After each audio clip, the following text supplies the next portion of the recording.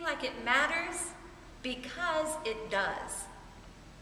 You already know that singing matters, or you wouldn't be a singer. And everybody actually knows that singing matters. People think singing matters when they want to put a child down for a nap and they need to sing a lullaby to calm him or her. They know that singing matters at your birthday. You have to sing happy birthday.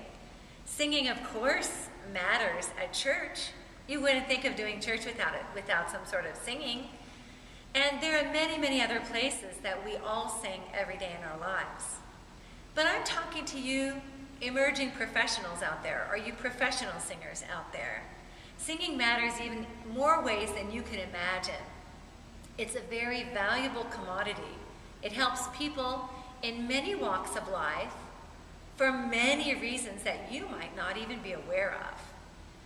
And so this video is to talk about those places and hopefully inspire you to pick one of these or two that I'm about to offer and go out there and sing and pitch your music as a valuable commodity that will help people, and see what happens, making the world a better place with your singing.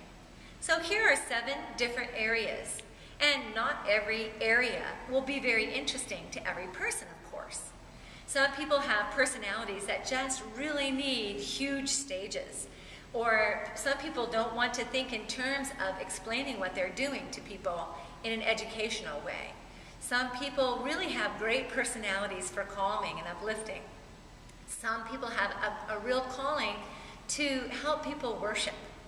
And so all of these areas that I'm going to give you, 7 areas, new areas, or maybe even old areas for you, that where singing matters enough that people have created budget lines to hire singers. So I'm going to start with the very #1 highest possibility for growth in the 21st century, and that is health and wellness. It's probably the one you haven't thought of either.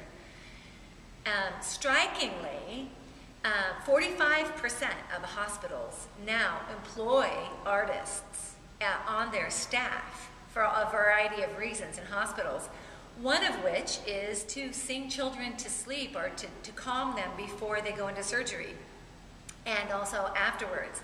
Because we have found through research that singing and music is a high impact, low cost intervention for stress and pain relief. So if there's something interesting to you about that calling, you have a vast array of options available to you in the health and wellness world. That health and wellness world is growing every day by leaps and bounds. Already 45% of the hospitals have hired artists and have arts programs, and it is estimated that the rest of the 55% of the hospitals and wellness centers will have budget lines for artists by the next 5 years. So if you're interested in that, there's a lot of work that you can do about that. So that's one area where I know that you would feel is meaningful, but that people also would think is valuable and want to help pay a singer who can really do that well and has that repertoire and that personality and that understanding.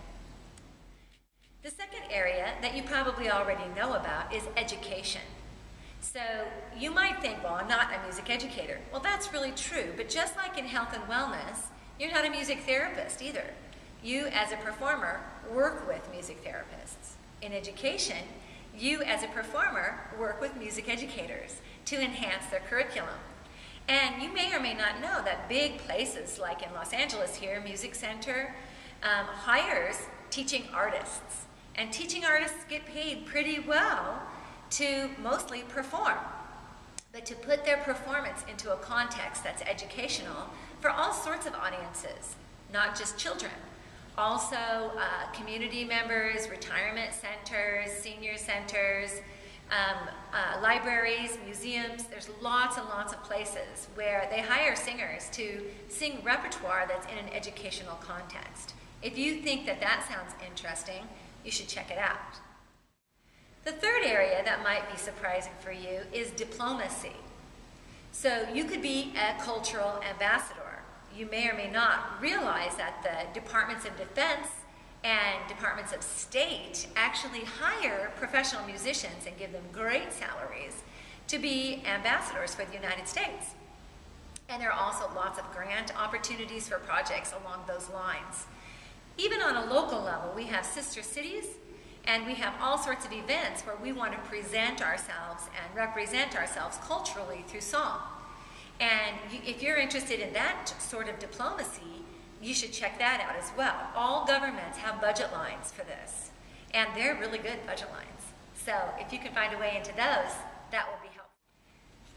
The fourth area, of course, you know very well, is entertainment. It's to create happiness, a diversion, and inspiration for people. And those areas that might be surprising to you for classical singers is that we're now singing in bars like Opera on Tap. We're singing in pubs. We're singing in places like Le Poisson Rouge in the Village in New York that offer not only classical music but also other styles and genres of music. You might know that we're doing this kind of music in coffee houses, in other places where people tend to gather.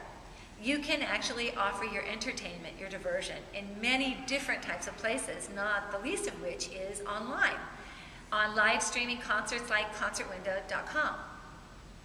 So entertainment is still there for sure, but it's not just the opera stage, and it's not just being hired by opera companies. You can be an entrepreneur and get your word out there yourself. You can even sing on the street corner, and people will pay you money for that. The next area that you'll also probably know about is spirituality or inspiration.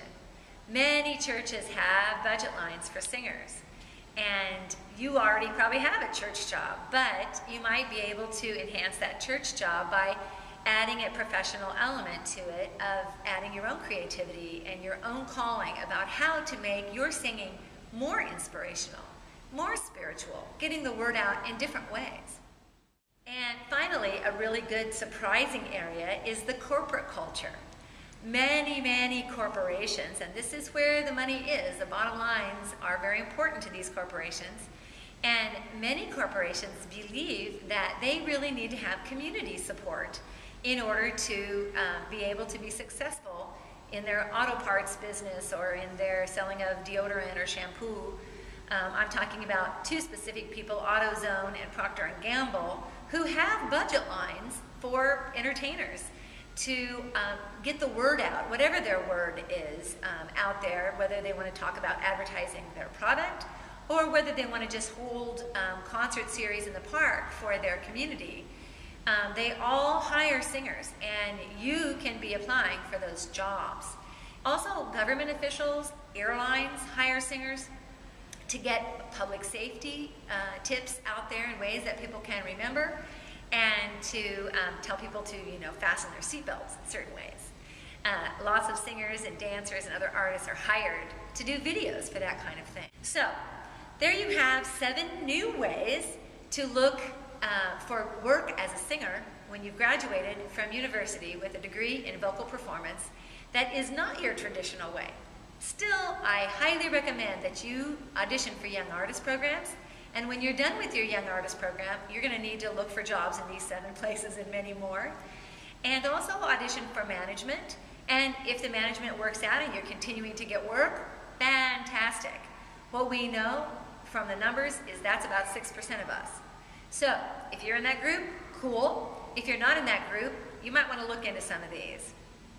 All right, so here we are at the beginning of 2015, and I hope that this will help you make better choices and focus your energy in better ways so that you can live a meaningful and happy life as a singer all your life through.